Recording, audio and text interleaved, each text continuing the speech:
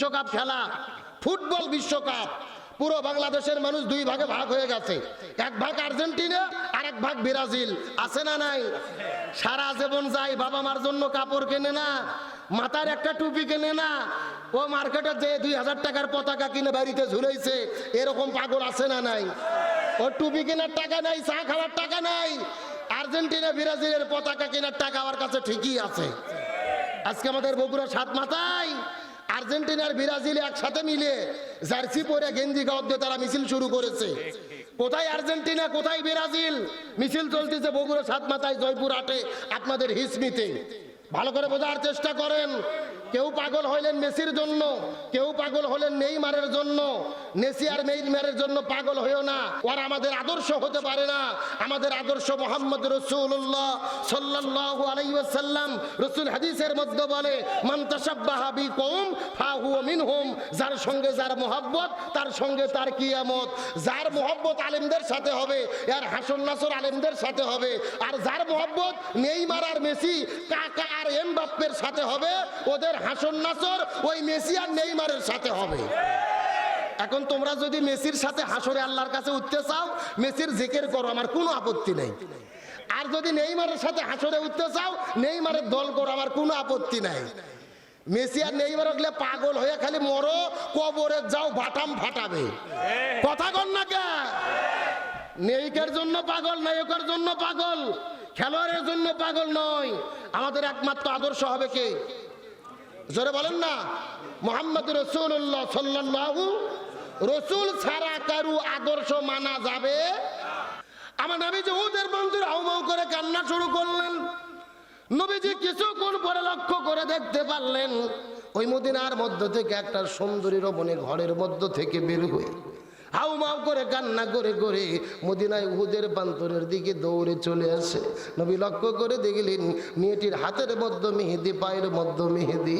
নবীজির বুঝতে বাকি রইল না, এই মেয়েটি বাসর ঘরের মধ্য থেকে দৌড়ে দৌড়ে উহুদের যুদ্ধের মধ্যে চলে এসেছে। নবী আস্তে করে কাছে যাওয়ার পরে ডাক দে বলে, তুমি বাসর ঘরের মধ্য থেকে উহুদের প্রান্তরে কেন দৌড়ে চলে এসেছো?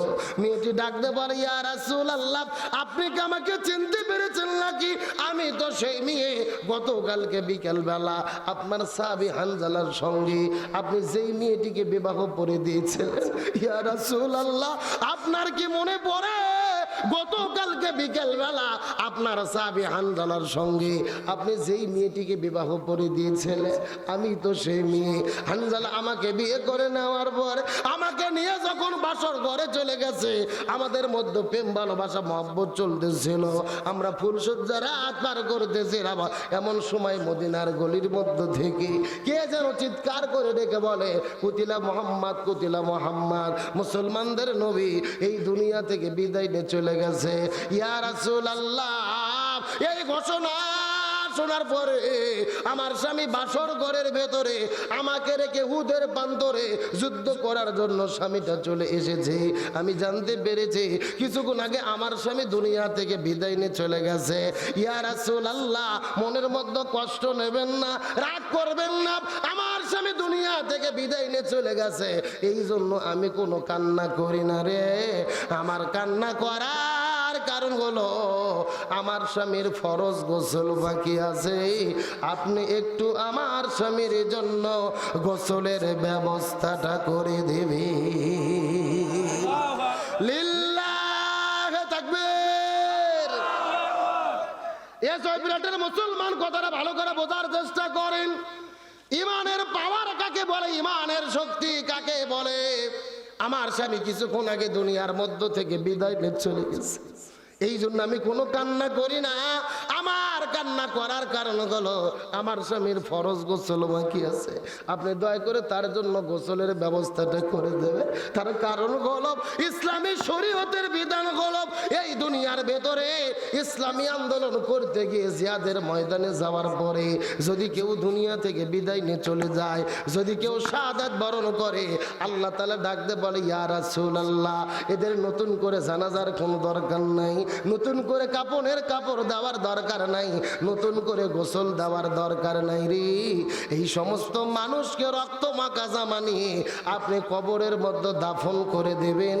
এই মানুষগুলো রক্ত মাখা জামা নিয়ে আল্লাহর কাছে হাসরের ময়দানে শহীদদের কাতারে তারা দাঁড়ায়া যাবে।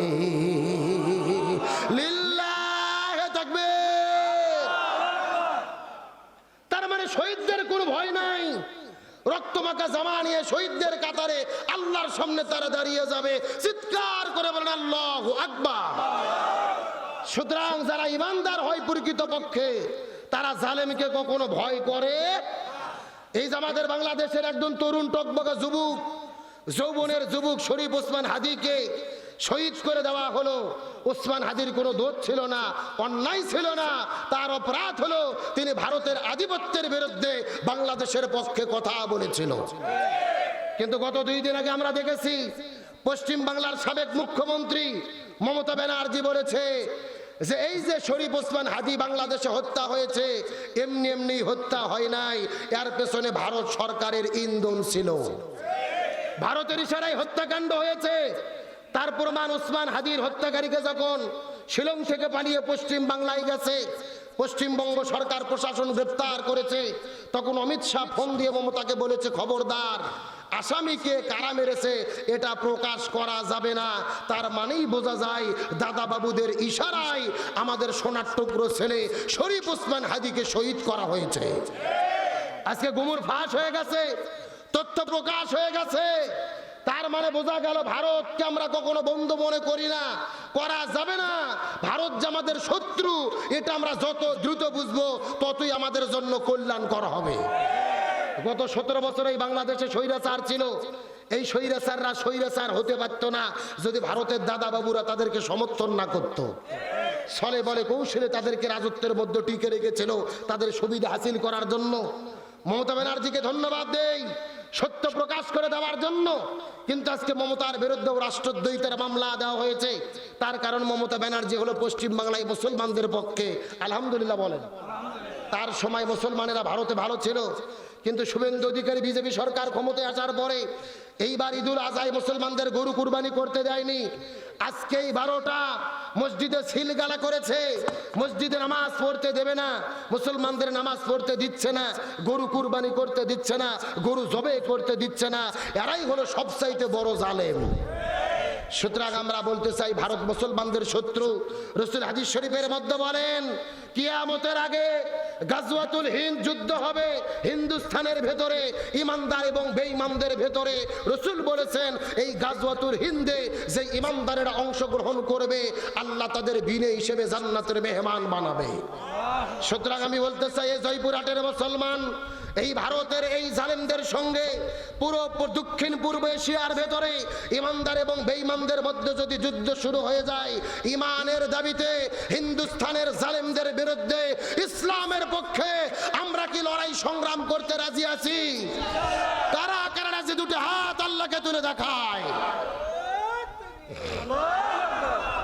দেন একজন তাকবীর দেন ভালো করে দেখি।